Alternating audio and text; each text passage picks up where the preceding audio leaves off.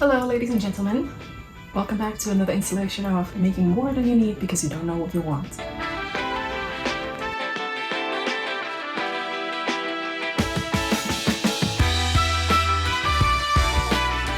My indecisiveness is going to be the death of me at some point, I'm sure. I made this gorgeous Liberty silk dress for the wedding that is only 3 weeks away now, and once it was done and I actually tried it on for a couple of times and tried to style it with shoes and bag and etc., I realized that the silk is really hot, which is something that I anticipated, but I couldn't quite get into my head how uncomfortable it would be in actual heat. It is currently quite hot here in London. We have a bit of a heat wave at the moment. Granted, it is much more humid in the UK than where the wedding is going to happen. However, I just know that it will be very hard for me to wear that dress in a 30 Celsius heat. I haven't completely given up on it yet. I don't know what the weather is going to be like that day, so my hopes are still high that I will eventually be able to wear it. However, that leaves me in a position where I will want to have an alternative in case it gets really hot. Since this is a sewing channel and I sew quite a lot of things, I thought why not dedicate this week to another occasion dress, one that doesn't take months to make because I'm not actually working on the pattern, but something where I allow myself to have fun, to enjoy the process, to experiment a little bit without all of the pressures that I put myself under with the last one. When I did the mock-up for the first dress, I actually used a hot red fabric for one of them, and actually that got me hooked a little bit. I mean, I knew that red was something that I could wear, but I never really thought about it as an option until I did find this beauty in a shop here on Goldhawk Road. This is polyester, but it is polyester with a weave that is relatively transparent. It isn't opaque, which means I would have to line it, but that property also makes it very breathable. There is this misconception that natural fibers are automatically more breathable than synthetic fibers, but I don't actually think that is true. I think it depends on the weave, it depends on how the fabric behaves. The silk is very tightly woven, it has a very strong sheen to it, so air cannot really get through it. A different type of silk surely would be very suitable for hot weather, but that specific type of silk doesn't seem to be. This polyester, because it has such a loose weave, feels very cool on the skin. I can even feel when I put it on my arm like this versus the silk, how this, I almost cannot feel it. It even has a cooling effect, and the silk made me warm instantly. When I was sewing it and the skirt was on my legs, I'm telling ya, I got a bit of a glistening, you know. I started to glisten a little bit in my face in the sewing process. So this fabric, while it is super beautiful and has this very luxurious shimmer to it, it's not shiny, was only £4 a meter. A bargain, a bargain. Cheap as it can come, but it still looks beautiful, I think, and if made into the right dress, nobody's gonna know. How are they gonna know? Who's gonna know? There's no way. So I bought 5 meters of this, if I'm not mistaken, which means I have plenty of fabric to work with, which is kind of nice because I feel like I'm in the playground of sewists because I can just try things and see where it takes me. I have, of course, a plan. I don't always have a plan, but this time I do, which is this beautiful one-shoulder midi dress. Very simple, not very complicated. Actually, when I did my Renaissance look a couple of weeks ago for the Beyonce concert, I made a one-shoulder top and I kind of got hooked because it does things to my silhouette that I quite like. So I think I'm gonna try go with this. I also made a little doodle here as to what the pattern pieces probably look like that I'll need. So let's get to it. Alright, in terms of pattern, I quickly printed my Ophelia dress that is in my Etsy shop because I'm actually going to hack the top of it. Let me tape the pages together and then I'm going to show you what I mean.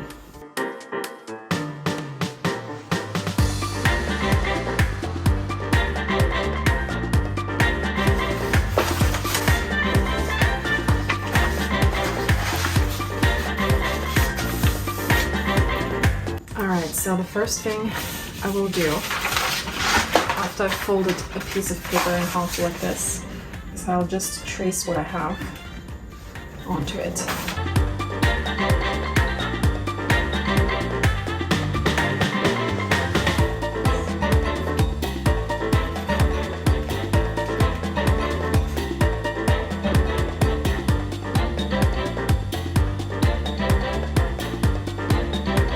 not gonna cut the neckline.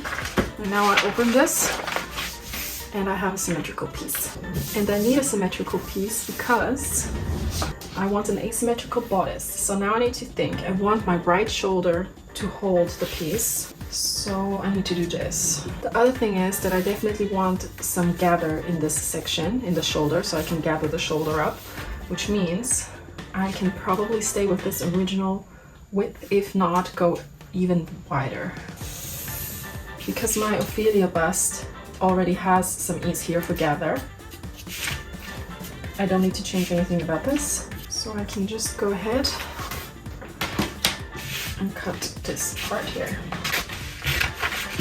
Okay, so this seems to be the big piece. So when this is gathered up, we're gonna have some nice ease up here, and then the bust down here is also gonna be gathered up. Okay, for the lower section of the front bodice, I'm just gonna reuse my Ophelia pattern piece. So these are the two pieces I need for the front. And now I need to do the same thing that I just did with the front with the back and make a few alterations.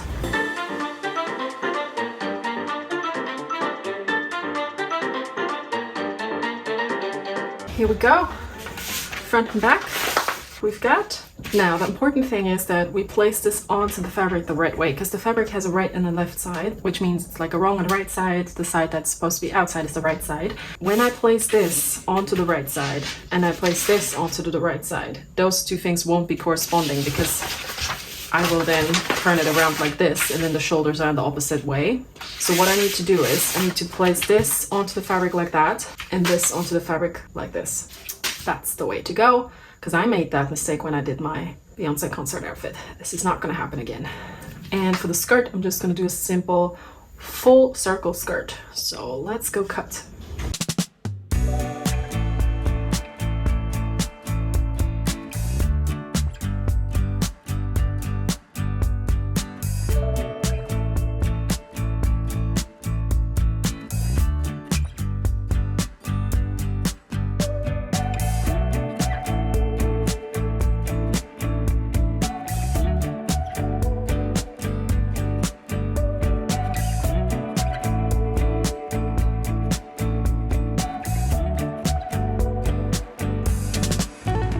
I grab my fabric and then I fold it over selvage to selvage, making sure that the shorter selvage line is long enough to accommodate for the length of my skirt.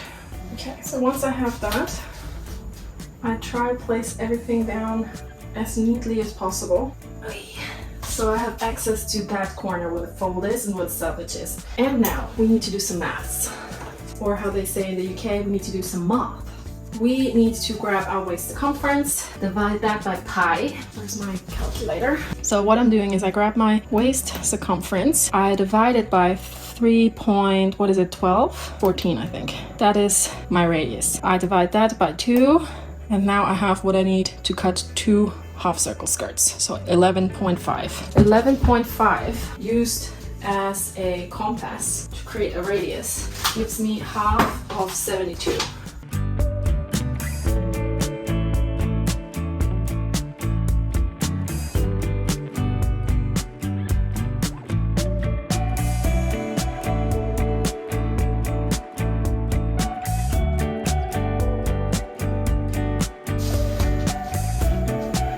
Okay, so I just did a test run of the pattern with my lining, which is this netting material. It's like a stretch tool, and I chose this because I hope that it gives it this additional layer of opaqueness without actually making it heavier, if that makes sense, because my number one goal for this dress is for it to be super breezy. So this is the lining layer, and I use this to give the pattern a test, and you can see what it sort of looks like. It will need some more fitting, especially up in this area, but I think overall it kind of proves the concept. So I'm now going to show you how to assemble all of the pieces like this.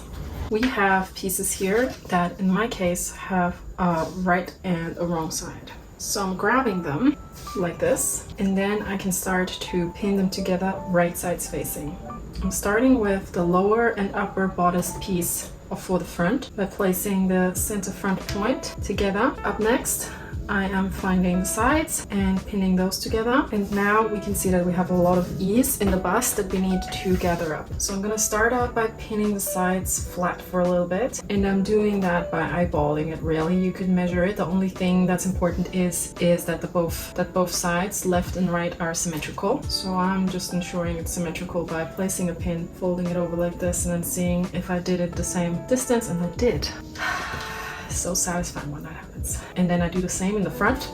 I want the front between apex and apex to be sort of flat. And now what's left here, I can start to gather up.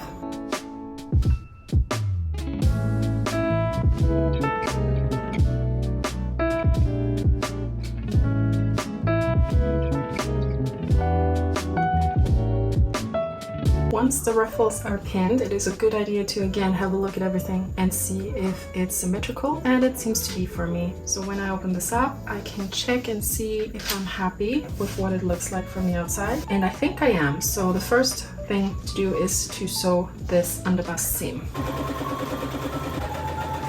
Once the bust section is done, we can actually grab our back piece and place it right sides touching with the front piece. And because this time I cut it correctly, everything works and the right sides are actually touching. Now you can see that my back shoulder is much more narrow than the front, and that is intentional because I want to have some pleats in the shoulder as well. So I'm gonna start out the same way I did with the bust, and I'm gonna try and place some nice looking pleats in here. And I'm also gonna pin the side shut that I know my zip is not going to go in.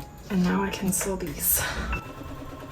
Everything is assembled and I gave it a try, and I think I can get this to where I need it to be at the moment because everything's still so loose. It's hard to gauge, but I think once I put the lining and the shell together, everything should hopefully come together. So I'm grabbing my stretch tool lining and I'm nipping the seam allowance here in the bust area. I did the same thing with the shell, and this is just to relieve some of the tension that's going on in this curved seam. And now I think key is to try and match up the shell and the lining as best as I can.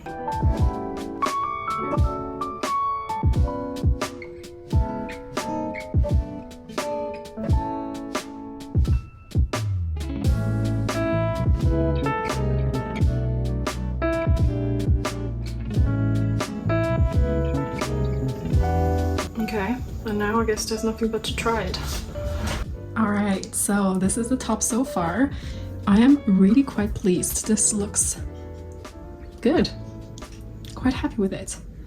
Okay, so now there's a few bits and bobs that I need to do to clean it up, and then I guess I can move on to the skirt.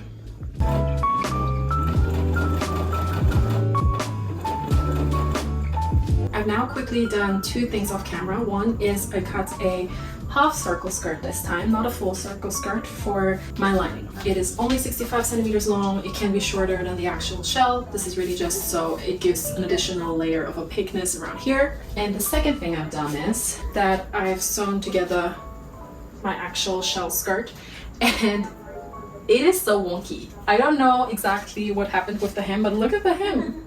This is like all over the place. It's really weird. Like, I don't know exactly what happened here, but it's fine because I cut it so long. I can actually trim it once everything is sewn together, which is the correct way to do it actually. The way to even out a hem is by finishing the entire dress, putting it on, and then actually cutting back the length that you want and make it even, because our bodies are not symmetrical. That's the way you actually do it. Okay, so I'm now gonna go ahead and actually put together the top with the skirts before I can try it on again.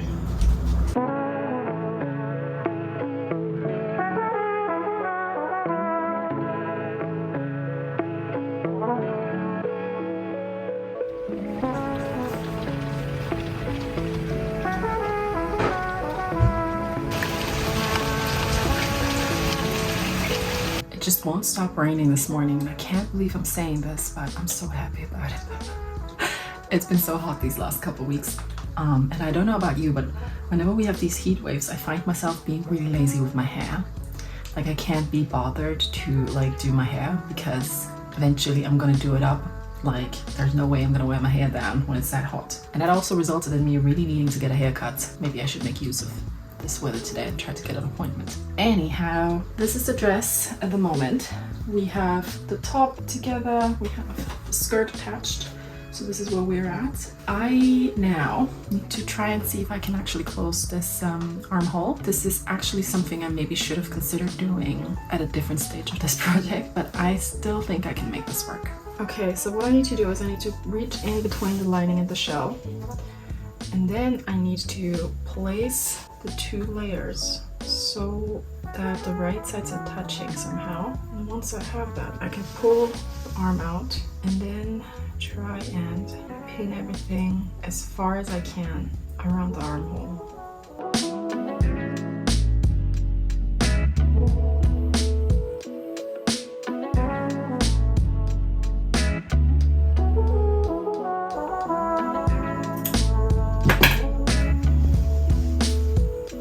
Perfect. Perfect, perfect, perfect. All right, that's done. Okay, this is where we're at. We have a dress. It is not finished though. So what I've done is I pinned together the sides, or the side where the zip is gonna go in. And now I need to mark how much I need to take it in on that side, because you can see there's quite a bit of ease. So I'm gonna try with an erasable gel pen to make some markings. All right, so obviously, because there's only one shoulder, it tends to like fall down more this way, so it looks a little bit off. But I hope once the zipper is in, it's not going to do that much anymore. I also have this really quickly ripped sash here, because my idea was to have a little bow on that shoulder as well, to have a little dramatic moment. And then the other thing is, the hem is totally uneven, and I actually think this could be a feature of the dress. I kind of like that it's uneven. It gives it a very organic feel, but I'm not entirely sure about that yet. Maybe it's a bit too dramatic and too organic, but this is where we're at.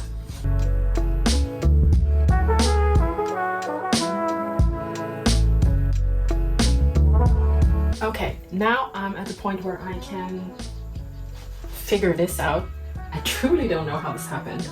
This is so odd. I think it must have something to do with the stripes in the fabric and how it's woven, but anyway, we're gonna figure this out. So what I'm doing is, I'll try a little hack that I remember that we had a device at fashion school, which was basically this little device that looked like this, but it had a little, I don't know what you call this, a pump here, and it would spray chalk dust, basically. So you did, and the chalk dust would come out, and because it was height adjustable, you could move it around your skirt and then really get a super straight line. So what I'm gonna try and do is, with my little concoction here, I'll try to achieve something similar. I'll place it down here and I'll try to find the lowest point of the dress, and then I'll start to make markings here. So this kind of allows me to go around the skirt with an even distance from the floor. So I hopefully will be able to get a straight hemline.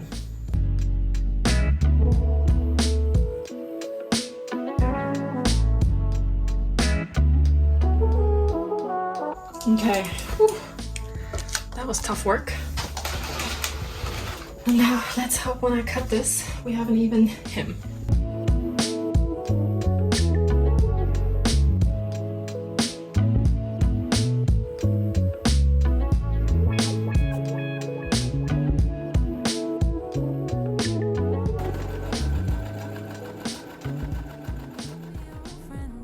Cause you're way too stuck in your head.